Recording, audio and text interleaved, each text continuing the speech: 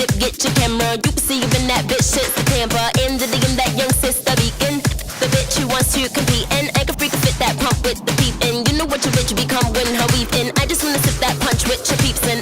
Sit in that lunch if you're treating. Kick it with your bitch who come from Parisian. She know where to get mine from in the season. Now she wanna lick my plum in the evening. And fit that tongue to deepen. I guess that can't get any in.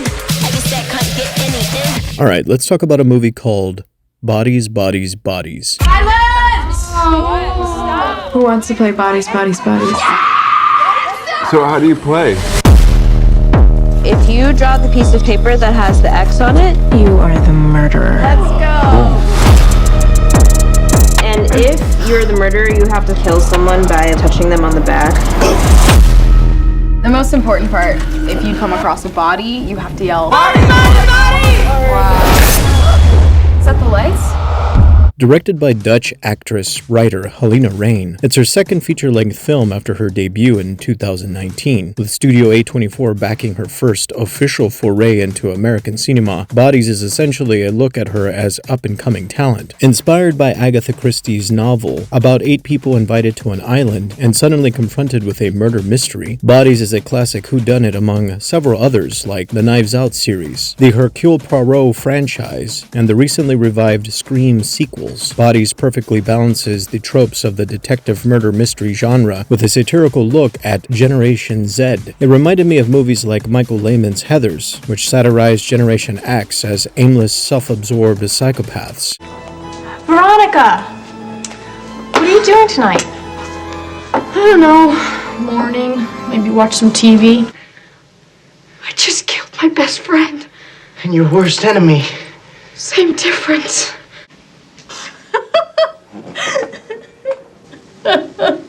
And Mark Waters' Mean Girls, which satirized millennials as moronic, self-absorbed narcissists. That one there, that's Karen Smith. She is one of the dumbest girls you will ever meet. That's Gretchen Wieners. She's totally rich because her dad invented toaster strudel. Evil takes a human form in Regina George. Oh my god, she's so annoying. Who is? Who's this? Gretchen. Right. Hold on. I'm sick. Boo, you whore.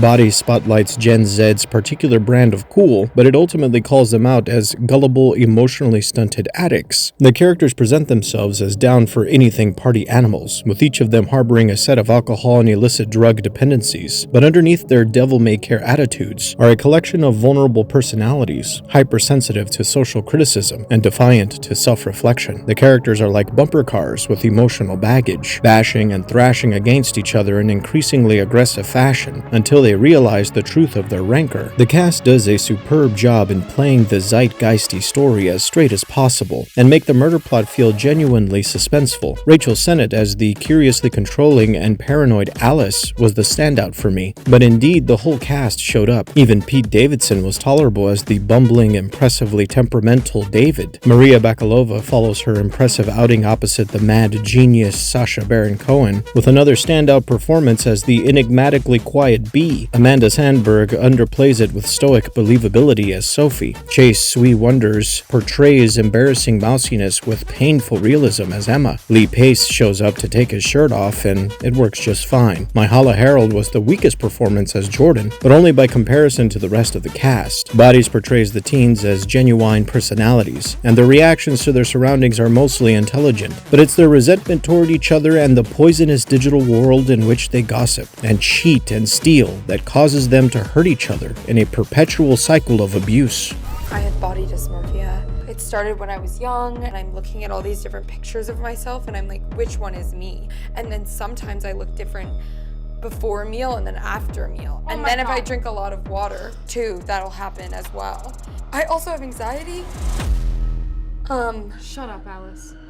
The characters eventually have to solve the mystery behind one of their deaths, but their efforts are constantly upended by their distrust and the grotesque lack of honesty for even the slightest observations among them. Their constant need for validation fuels a breakdown of communication that branches off from one character to the next, until it culminates with a tragic misunderstanding that could have been averted if they had only learned how to open up to each other with sensitivity. This is really good. I got it from a guy in a Dora. I couldn't understand a fucking word he was saying. Could you hold this?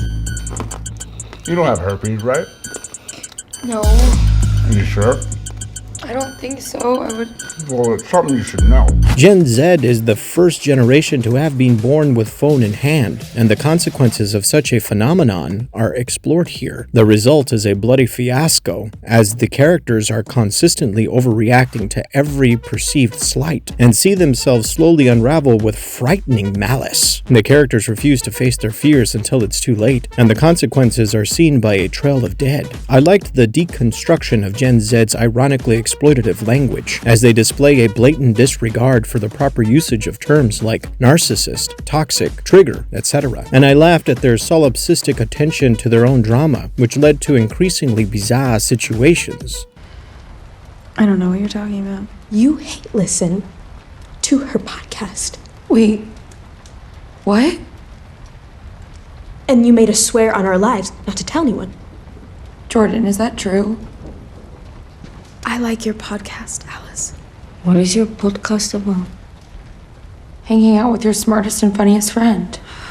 Did you just groan? They're so bereft of genuine connection that they feel compelled to call each other names that are essentially useless in their impact because of their misinterpreted delivery, and yet they take themselves so seriously that they're unable to see that their predicament is self-fulfilled prophecy. The irony of it all is that the characters want nothing more than to be as far away from each other, but by movie's end they know each other more than they've ever had. They've realized their fakeness, they've rejected better judgment, and they've resorted to violence in order to avoid humiliation and regret. There's also insight on the disparities apparent in friendships among different social classes. The movie speaks to the inherent resentments ever present between the haves and the have-nots, and how low some would go to keep up appearances because blind acceptance is never guaranteed. That fear is explored with considerable fury, and is loosely borrowed from the previously mentioned Agatha Christie novel. The script wasn't the only thing magnificent. Rain's eye for building tension and showcasing the aftermath of the characters' rowdy behaviors in unidealistic detail proved her a perfect fit for a movie that could have easily been lazy with its themes of sex, drugs, and murder. The cinematography by Jasper Wolfe, who'd previously worked with Rain on her film Instinct, heightened the elements of uneasiness and duplicity with pragmatically shot sets, lit up by real sources of light like the glow lights, the thunderstorm, and lighters which made the house seem even more imposing and cavernous. The characters were metaphorically and literally lost in the dark. The movie was simply gorgeous to look at. The score by American composer Disaster Piece, who'd previously worked on Robert David Mitchell's It Follows,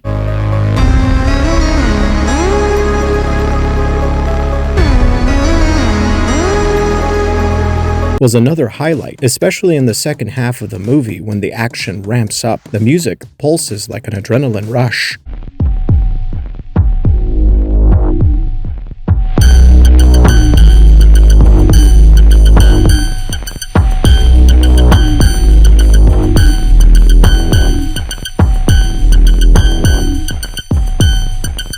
Pop star Charlie XCX contributed a Girls Just Wanna Have Fun style track called Hot Girls, which perfectly encapsulates the movie's characters' nonchalant attitudes toward life. The ending reminded me of The Lord of the Flies. There was a humbling sobering up from the absurdity of it all. The surviving characters are left with crushing shock as the gravity of their situation slowly creeps in.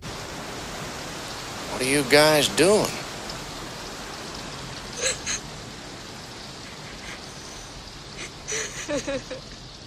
Bodies, Bodies, Bodies is a highly underrated A24 gem that refuses to be beholden to any particular genre and openly mocks its target audience in clever fashion. Bodies, Bodies, Bodies gets a Gen Z is not as dumb as all of that, but sometimes you wonder out of 10. I'm just saying, is that it kind of To expound. I don't even. What does expound mean? What does expound? I'm not expounding. No expounding here. Still don't know what that means.